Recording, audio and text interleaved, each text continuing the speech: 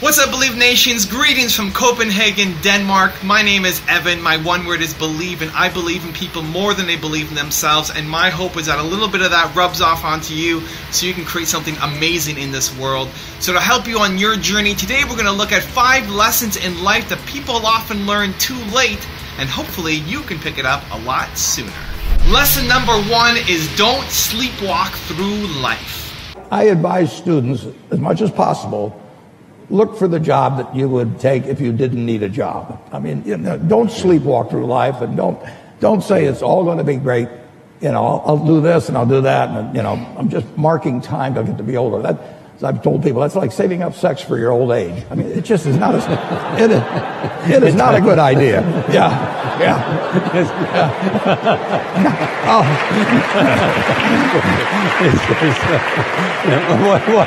What are you urging them to do? I'll explain just what I'm talking about. Now, you really want to be doing what you love doing, and you can't necessarily find it on your first job. Right. But don't give up before you find it. Lesson number 2, live life without fear. If there was one concept that I would suggest to people to take a daily confrontation with, is fear. The problem with fear is that it lies, right? So fear tells you, hey, if you say that to that girl, she's going to know she has you, and she'll never really be attracted to you if she knows how much you attracted to her. Don't say that. No, how we get her is when she walks by, ignore her. Right, it's it's like pop it on your shoulder. Fear tells you dumb shit like that, right? So for me, the daily confrontation with fear has become a real practice for me since about three years ago. I went skydiving in Dubai, right? And skydiving is a really interesting confront with fear, right? So I gotta stand up. I'm sorry, I gotta stand up. All right. So all your friends, what happens? You go out. I dropped my thing. Yeah. So what happens is you go out the night before, and you take a drink with your friends, and somebody says, "Yeah, we should go skydiving tomorrow." And you go, "Yeah, we'll go skydiving tomorrow." Yeah, and you go, "Yeah," and everybody goes, "Yeah," right? And you go home and you by yourself. You're like, right? You're like, well, yeah, I mean, they was drunk too. Right, so maybe they not, maybe, I mean, we don't have to go. We don't have to do it. So then that night you're laying in your bed and you just keep, and you're terrified. You keep imagining over and over again jumping out of an airplane, and you can't figure out why you would do that, right? And you're laying there and you have the worst night's sleep of your life, but you still have the hope that your friends were drunk, right? So you wake up the next day and you go, down and you say where you were going to meet, and everybody's there. You're like, oh, all right, cool, right? So you get in the van and you don't know that your friends had the same night that you had, because they're pretending like they didn't. They're like, yeah, man, my uncle's a Navy SEAL, and this is going to be great. I've been looking forward to this. And you're like, oh my God. And your stomach is terrible. You can't eat and everything, but you don't want to be the only punk who doesn't jump out of this airplane. So you get there, and then you have this safety brief. And you're standing there, and the guys will tell you, well, if the chute doesn't open, what's going to happen is well, why the hell, what could happen? That the chute wouldn't open, right? So you do a thing, and what you do is your first jump, you're attached to a guy who is going, he's going to walk you out. So you go, and you get there, and there's an airplane, and nobody's stopping. Everybody's still going. So you get onto the airplane, and you're sitting there, and it's extra because you're sitting on some dude's lap, some stranger. You're sitting on his lap, and it's like, you're trying to make small talk. Yeah, man. So you be jumping with people all the time, huh? Right? So, and then you just want to make sure, you got kids, right? You got people you need to see, right? You just want to make sure he's serious, right? So you get in there. So everything's normal. So you fly and you go up, you go up, you go up, you go up to 14,000 feet. And you notice there's a light. It's red and it's yellow and green, right? So right now the light's red. So then you start thinking at some point the light's going to go green, but you don't know what's going to happen, right? And you wait and it goes yellow. And the light goes green, and somebody opens the door, and in that moment, you realize you've never been in a freaking airplane with the door open. Right? Terror. Oh, sorry, I'm spitting. I'm sorry. Oh, sorry. No, terror, terror, terror, terror. Right? So you go, and then, you know, if you were smart, you sat in the back, so you don't go first. Right? And then people start going out of the airplane. And you go, and the guy walks you up to the end of the thing, and you're standing, and your toes are on the edge, and you're looking out down to death. And they say, on 3. And they say, 1, 2. And he pushes you on 2 because people grab on 3. Right? Right? And you go, and you fall out of the airplane, and in 1 second, you realize that it's the most blissful experience of your life. You're flying, right? It doesn't feel like falling, right? It's like you actually are kind of held a little bit by the wind, and then you start falling, and there's zero fear. You realize at the point of maximum danger is the point of minimum fear.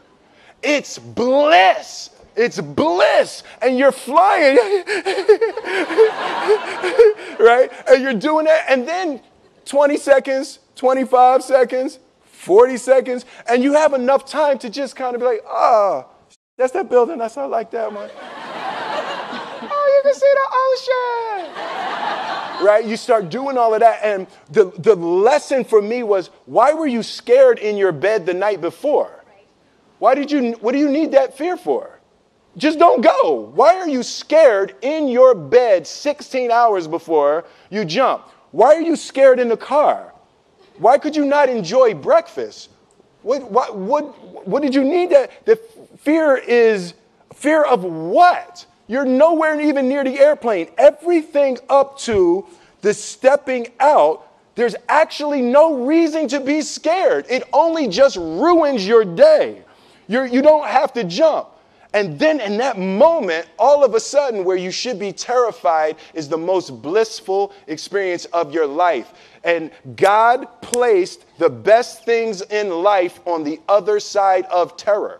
On the other side of your maximum fear are all of the best things in life. Lesson number 3, stop complaining. What if I told you this was the last Monday morning of your life? What if I told you you die this week? Would you complain about your crap job or that test you don't want to take? I doubt it. You would go much higher level thinking.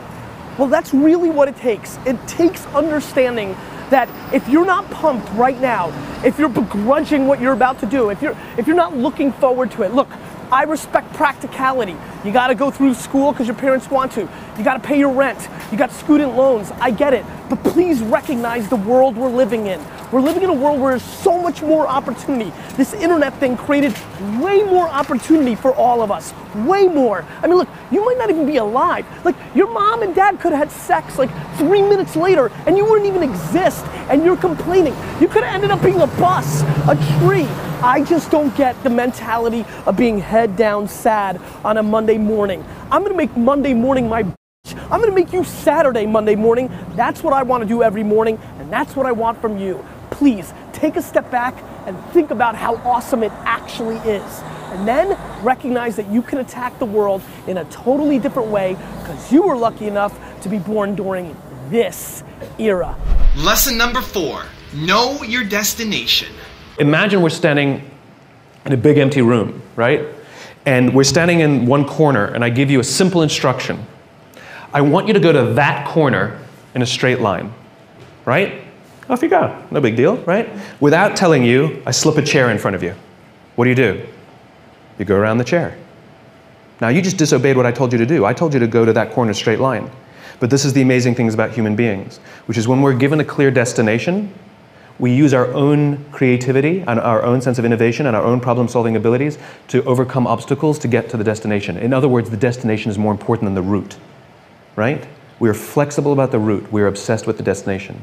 Reset. We're standing in the corner together, and I give you a simple instruction. Go somewhere in this room in a straight line. And you say to me, well, where do you want me to go? I'm like, I don't know. You're smart. Figure it out. Go in a straight line. And so you pick a point, and you start walking. And without telling you, I put a chair in front of you. And what do? You come to a grinding halt. And I say, what did you stop for? You go, well, you put a chair in front of me. Or you'll make a sudden turn and go in another direction, right? And this is the problem. It's the same obstacle. The difference is when you have a clear destination, the obstacles become easy to overcome. When you don't have a clear destination, you keep coming to a grinding halt. And what we do in our companies is we're counting the steps we're taking along the route, but we're never looking at the destination, right? So a company says, made $1 million this year, we were only planning on making 800,000. Like we took 10 steps, we're only planning on taking 8. Where are you going? No clue, right? We count the steps. And so the point is that people want to feel that the effort that they're exerting actually are moving somewhere. And so successful measurement, successful recognition is not just for the steps you take. It's not just for the effort. It's that the effort you exerted moved us closer to where we're trying to get to. And that get to should be some crazy ideal. My ideal is to live in a world in which the vast majority of people wake up every single morning, inspired to go to work and fulfilled by the work that they do. And the couple of measurements that I use are if the book is selling, and by the way, people ask me, how many have you sold? I have no clue. I've never asked the publisher because I don't care. I really don't care how many I've sold. What I care about is the Amazon rankings and that those are going steady or up and not plummeting, because that means other people, right? Because I don't have a publicist, I don't have a marketing strategy on purpose. I didn't hire one of those companies to sell the book for me. And the reason is because I'm not interested in book sales. I'm interested in the spreading of an idea. And so I just use that as a metric to help me understand, am I sort of marching in the, because the more I preach, is it resonating? And so you have a couple of these imperfect measurements that help you understand, are you going along the way? So it's not just great effort, look what you achieved, because that's what we're doing now. Right? Our goal is to increase top-line revenues by $50 million. For what reason? Right? Which is, we have to know the destination, and then we say, amazing. You took us that much closer. And if we go to the right, it's because we were overcoming an obstacle. If we hadn't gone to the right, we would have been stuck forever. Thank you. It's not always straight lines. It's not always straight lines. But it's in one direction. She's pulling the cane out. And lesson number 5, enjoy life. I'm not sure about that in the future I would dictate, I would be stupid. That's why I should retire early when I'm young. That is why I have a lot of things that I dream I want to do. I want to do philanthropy, I want to be a teacher, I want to go back to school, I want to do the environment. And the world is so wonderful. Why should I be the CEO of Alibaba all the time? I'm coming to this world not to work. I want to come to this world to enjoy my life. I don't want to die in my office. I want to die on the beaches. Thank you guys so much for watching. I hope you enjoyed. I'd love to learn, what did you learn from this video? What was your favorite lesson? Leave it down in the comments below. Is there a lesson 6 or 7 that you want to add to the list? Put it down in the comments. I'm looking forward to hearing from you. Thank you again for watching. Greetings again from Copenhagen, Denmark. I believe in you. I hope you continue to believe in yourself and whatever your one word is. Much love. I'll see you soon.